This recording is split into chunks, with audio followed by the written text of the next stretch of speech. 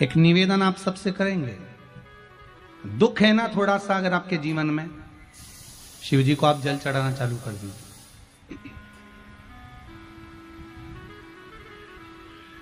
शंकर भगवान को आप जल चढ़ाना प्रारंभ कर दो। अगर दुख है ना जीवन में, शिव जी को जल चढ़ाना प्रारंभ कर दो।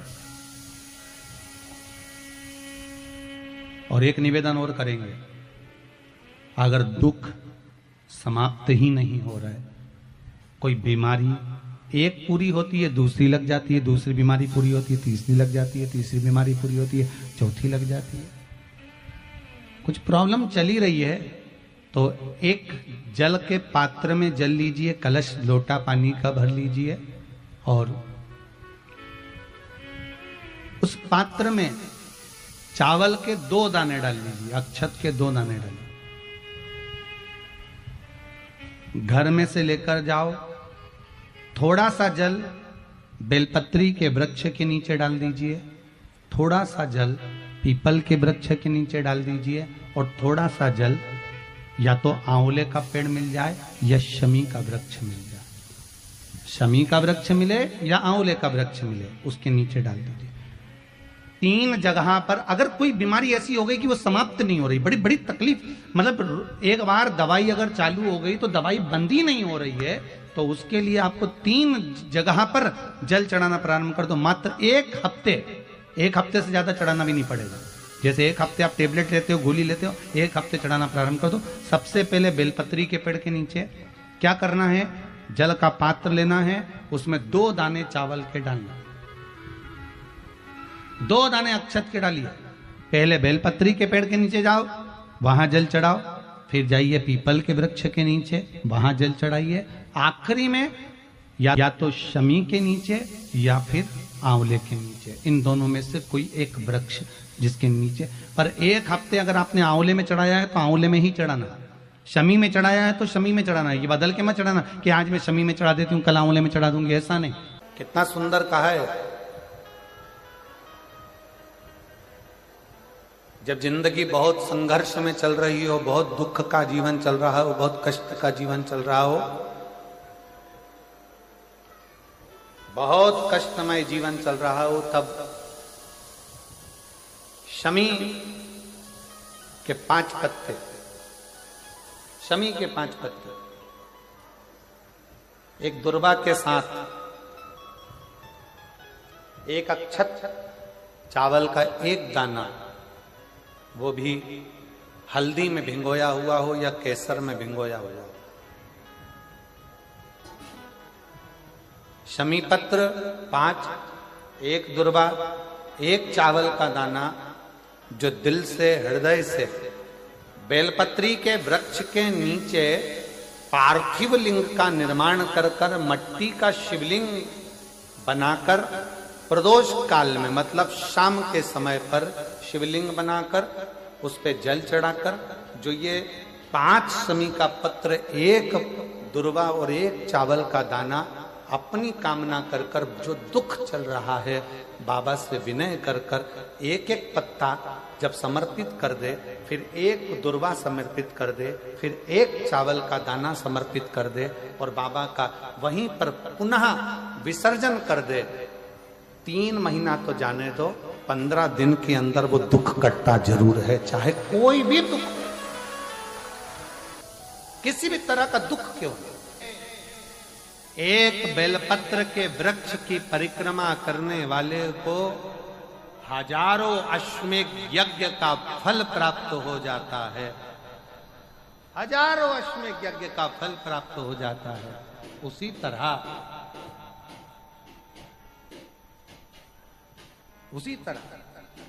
एक पार्थिव लिंग का निर्माण करने वाले को, मिट्टी का शिवलिंग का निर्माण कर कर पूजन करने वालों को 12 ज्योतिर्लिंग के शिवलिंग के दर्शन का पुण्य फल प्राप्त।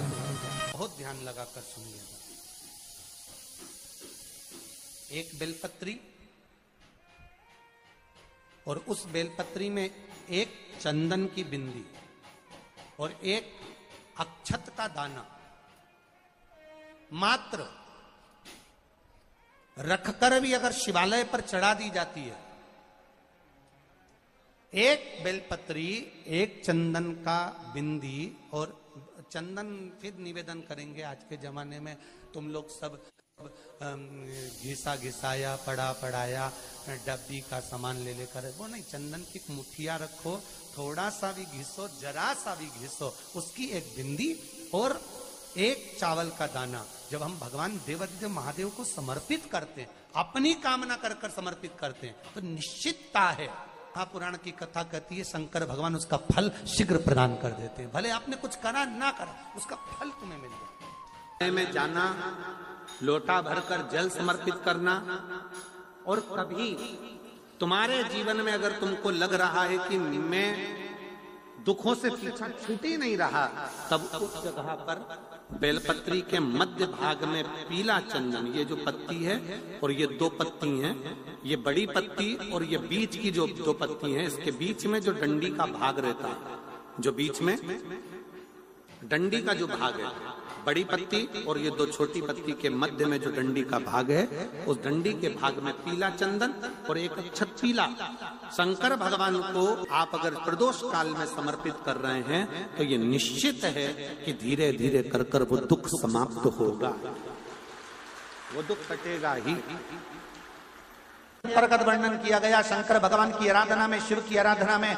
जब तुम्हें लगता है कि तुम्हारा व्यापार नहीं चल रहा, कोई तुम्हें धोखा दे रहा है, लक्ष्मी नहीं आ रही, बहुत चिंता में पड़े हुए हो, बहुत टेंशन में जिंदगी चल रही है, बहुत बीमारियां तुमको घेर ली है और चारों तरफ अंधेरा ही अंधेरा नजर आ रहा है, तुमने विचार करा अब मैं तो मर जाऊं तो अच्छा, मैं सुसाइड कर लूं तो अच्छा, मैं मर जाऊं तो अच्छा, तो मरने से पहले एक काम कर कर देखना, शंकर भगवान की आराधना कर कर देखना, शिव पर एक लोटा जल चढ़ा कर देखना, और ज्यादा चिंता, ज्यादा टेंशन हो तो बेलपत्री के जड़ को घिसकर उसका चंदन बनाकर शंकर को लेपन कर कर उसकी भी आराधना कर कर देखना कि बेल चंदन का फल क्या। बेलपत्र, एक बेल, ये कोई साधारण नहीं, एक बेलपत्र, एक बेल, ये कोई साधारण नहीं, एक बेल।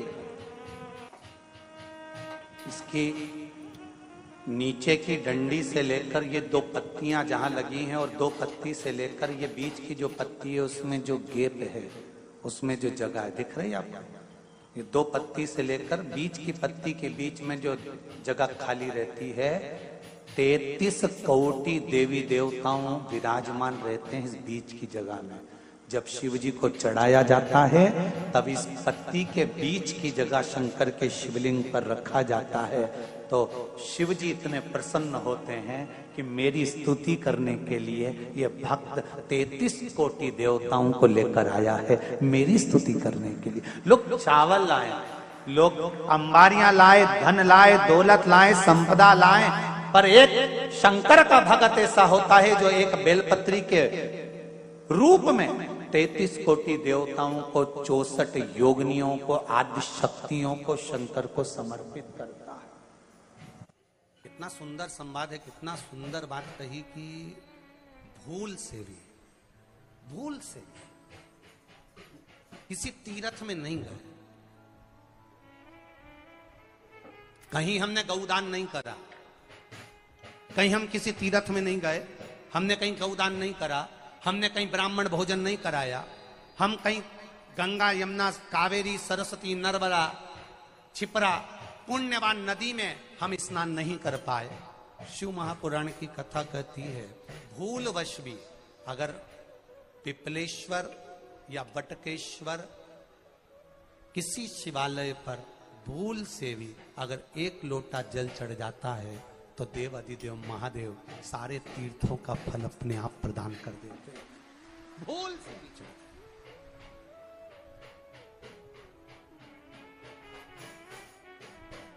एकांतेश्वर महादेव किसी तीर्थ में नहीं गए, कहीं हमने गौदान नहीं करा, कहीं हम किसी तीर्थ में नहीं गए, हमने कहीं गौदान नहीं करा, हमने कहीं ब्राह्मण भोजन नहीं कराया, हम कहीं गंगा यमुना कावेरी सरस्वती नर्मदा छिपरा पुण्यवान नदी में हम स्नान नहीं कर पाए। शिव महापुराण की कथा कहती है भूलवश भी अगर पिपलेश्वर या बटकेश्वर किसी शिवालय पर भूल से भी अगर एक लोटा जल चढ़ जाता है तो देव अधिदेव महादेव सारे तीर्थों का फल अपने आप प्रदान कर देते हैं। भूल से भी चढ़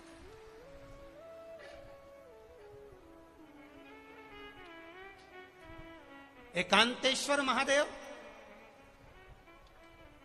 जो कि एकांत में बैठा हुआ है, एकांतेश्वर महादेव अकेला बैठा है अलमस्त होकर। आप जा रहे हो गाड़ी लेकर, आप 4 व्हीलर गाड़ी में जा रहे हो, ट्रैक्टर में जा रहे हो, ट्राली में बैठकर जा रहे हो, क्रूजर में बैठकर जा रहे हो, 2 व्हीलर गाड़ी में बैठकर जा रहे हो, और एकांतेश्वर महादेव का मंदिर दिख गया कोई एकांत में, भले उसका नाम नहीं मालूम तुमको कि कौन सा महादेव, और अकेला बैठा है जंगल में वृक्ष की छांव में एक ओटले पर, कोई दीवार नहीं, कोई जाली नहीं, कोई गेट नहीं, कुछ भी नहीं। ये शिव मंदिर में जाकर एक लोटा जल समर्पित करती थी।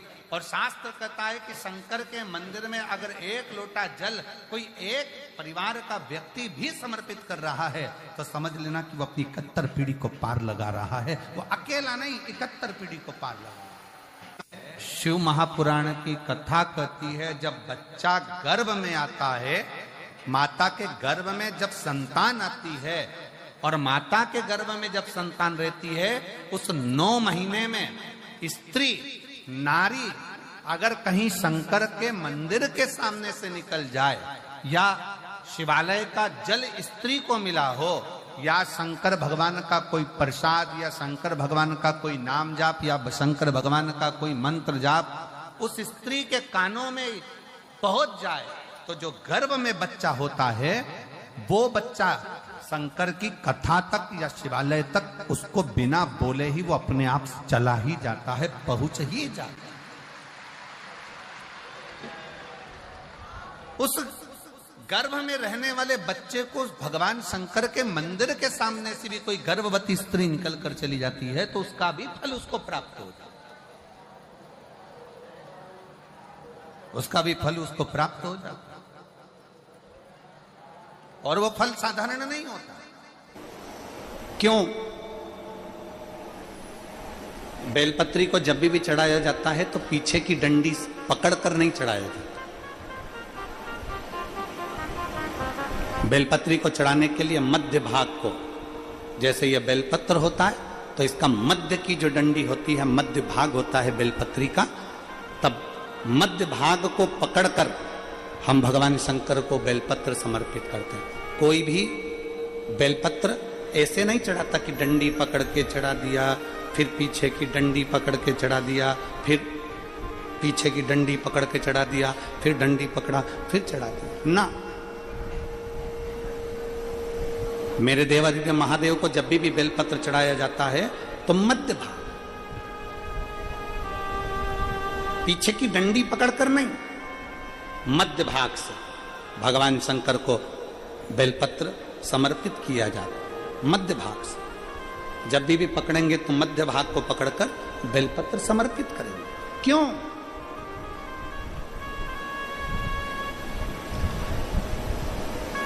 क्योंकि हमने भगवान शिव को मध्य भाग पकड़कर इसलिए समर्पित करा कि ये केवल बेलपत्र का मध्य भाग नहीं है मेरे शंभू, मेरे हृदय के मध्य भाग को मैं आपके चरणों में समर्पित कर रही हूं। मेरा दिल, मेरा हृदय, मेरा चित्त मैं आपको दे रही हूं। मध्य भाग एक विश्वास के साथ दे रही हूं। इतनी सुंदर बात नंदी ने कही है।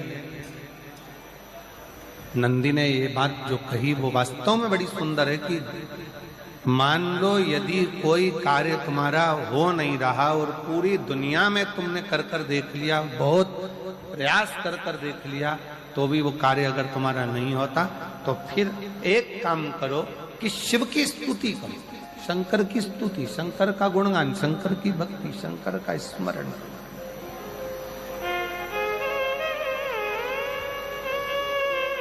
फिर शिव की स्तुति करिए, शंकर से विनय करिए, शंकर से निवेदन करिए, शंकर का गुणगान करिए।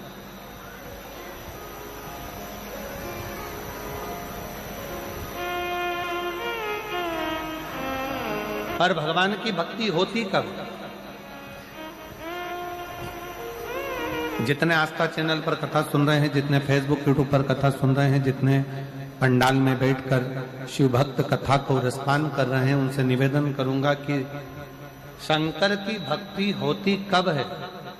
शंकर का स्मरण कब होता है? शंकर की भक्ति कब होती है? शंकर की कथा सुनने में मन कब लग सकता है? जब अपने भीतर की अभिमत्ता, अपने भीतर का अहम, अपने भीतर का अहंकार, अपने भीतर की आसक्ति, अपने भीतर का काम, अपने भीतर की तृष्णा जब दूर हो जाए तो समझो कि आप शिव में मन लगा बैठे। कितने सारे लोग बैठे हैं यहाँ पर कथा में, सब पंडालों के अंदर लोग शिव भक्त बैठे हुए हैं। कई लोग ऐसे भी होंगे जिनका आकर बैठ तो गए पर दिल नहीं लगता। दो जल व्यक्ति के जीवन को बदलते। कितने जल? जम के बोलो जरा। दो जल। एक देवाधिदेव महादेव के लिए भरा गया एक लोटा जल, और दूसरा है स्वयं के लिए भरा गया एक लोटा जल। यहां पर अगर बुजुर्ग मेरी माताएं बैठी होंगी, मेरी जीजियां बैठी हैं, मेरे जीजा बैठे हैं, बुजुर्ग जितनी माताएं बैठी हैं, वो पुराने समय का अगर लेख उठाकर देखेंगे तो पुराने समय के लोग भोजन करने बैठते थे ना, तो भोजन करने से पहले अपने पानी के लोटे को भरकर, अपना गिलास भरकर बैठते थे। किसी ने देखा है कि नहीं देखा? जम के बोलो जरा। देखा है आप लोगों ने? पुराने समय के लोग जब भोजन करने बैठते थे, पुराने समय के लोग जब भोजन करने बैठते थे तो अपना पानी का गिलास, अपना पानी का लोटा पहले भरकर आसन लग जाता था। बहू आसन लगा देती थी, बहू खाना बना देती थी, घर की पत्नी खाना बना देती थी, भोजन बना देती थी, घर के लोग भोजन दे देते थे। थाली कोई भी लगा कर ला कर दे, थाली कोई सजा कर ला कर दे, पर घर का जो व्यक्ति खाना खाने बैठता था, भोजन करने बैठता था, वो अपना पानी स्वयं भर कर बैठता।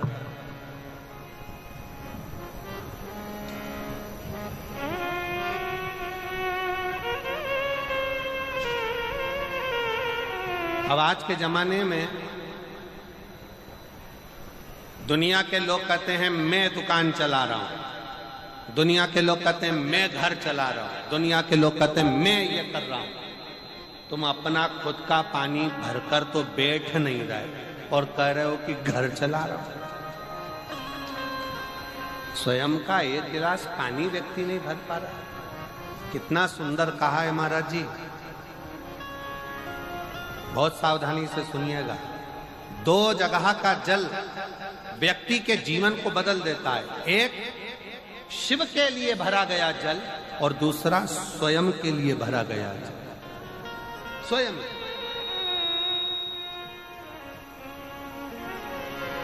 शंकर के मंदिर में जा रहे हो, एक लोटा जल अपने घर से भरकर लेकर चले जाओ, और अपने घर में जब तुम भोजन करने बैठ रहे हो, जब तुम रोटी खाने बैठ रहे हो, भोजन करने बैठ रहे हो, भोजन ग्रहण करने बैठ रहे हो, जब तुम भोजन को ग्रहण करने के लिए बैठ रहे हो, तब अपने घर में जब तुम भोजन ग्रहण करने बैठ रहे हो तो एक लोटा जल या एक गिलास पानी भरकर बैठो। बहू अच्छी है, पानी भरेगी, मना नहीं है। बेटा अच्छा है, पानी भरेगा, मना नहीं है। पोता अच्छा है, पोती अच्छी है, नाती अच्छा है, पंती अच्छा है, घर में सब अच्छे। तुम्हारी पत्नी भी अच्छी है, तुम खाना खाओगे तो वो पानी ला कर दे देगी। तुम्हारी बहू भी अच्छी है, तुम भोजन करोगे तो वो पानी ला कर दे देगी। तुम्हारा परिवार का हर व्यक्ति अच्छा है, तुम्हारा कहना मानता है। तुम जिमने बैठोगे, भोजन करने बैठोगे तो वो पानी ला कर देगा। पर शिव पुराण की कथा कहती है, जो व्यक्ति भोजन करते समय अपना जल स्वयं भर कर बैठता है, उसकी जिंदगी में से 3 रोग समाप्त हो जाते हैं। कितने रोग समाप्त हो जाते हैं? 3। पहला, अपना जल स्वयं भरकर बैठने वाले के घुटने का कभी भी डॉक्टर उसके घुटने बदलने का बोलेगा ही नहीं, घुटना बदल ही नहीं सकता। स्वयं का जल भरकर बैठे। दूसरे नंबर पर, जिसकी रीढ़ की हड्डी में कमर से लेकर कंधे तक जिसकी हड्डी में दर्द होता हो, या जो सुबह सुबह सोकर उठता हो और उसके कंधे दुखते हो या पीठ दुखती हो, दूसरे नंबर का रीढ़ की हड्डी का दर्द, और तीसरे नंबर का डॉक्टर को दवाई खा खा कर परेशान हो गए, और आधा सिर का रोग, भुकुटी, ये भौएं दुखती हो, सिर दुखता हो, ये कान के पास का दर्द होता हो, तो अपना भोजन करते समय अपना पानी स्वयं भर कर बैठो, आपको ये 3 रोग से मुक्ति अपने आप मिलना प्रारंभ होगा, अपने आप। अब किसी ने कहा गुरुजी पत्नी पानी लाकर देती है, पति पानी लाकर देता है, बेटा पानी लाकर देता है, बहू पानी लाकर देती है, पोता पोती पानी लाकर देते हैं, नाती पंती पानी लाकर देते हैं, नौकर लगे घर में वो पानी लाकर देते हैं, सेवादार लगे घर में वो पानी लाकर देते हैं, तो हमको पानी लाना क्यों जरूरी है? तो अग्नि पुराण में वर्णन आता है कि जो घर में पानी जिस मटके में भरते हो, जिस हंडे में भरते हो, जिस बाल्टी में भरते हो, जिस टंकी में पानी भरते हो, पीने का पानी जिस हंडे में, मटके में, बल्टोई में, जिस गगरे में तुम भरते हो, वो स्थान पितरों का स्थान रहता है। जब हम पानी भरकर भोजन करने बैठते हैं तो हमारे पितर भी उस स्थान पर आकर निश्चित जगह पर बैठते हैं, और जब हम भोजन ग्रहण करते हैं तो हमारे पितरों के भाव का आशीर्वाद हमारे ऊपर पड़ जाता है, जिससे हमारे 3 दर्द समाप्त हो। स्वयं भरो, स्वयं।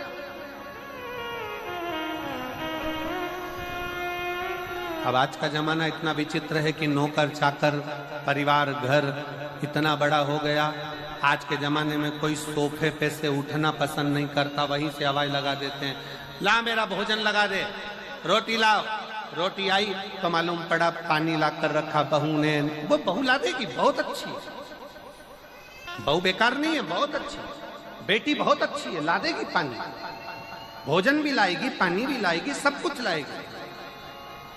पर पहला फर्ज अपना है, जब तक शरीर चले, पांव चले, हाथ पैर चले, और तुम पलंग पर नहीं पड़े हो, तुम्हारा शरीर अगर चल रहा है तो पहले रसोई घर में जाओ, लोटा भर, लोटा नहीं भर सकते तो गिलास भरो, गिलास नहीं भर सकते तो थोड़ा सा कटोरी में पानी भरो, पर अपने पीने के लिए थोड़ा सा जल स्वयं के लिए लेकर आओ। वो जल इतना कारगर होगा कि तुम्हें रोग से निवारण करता चले जाएगा, रोग समाप्त करता चलेगा। कितना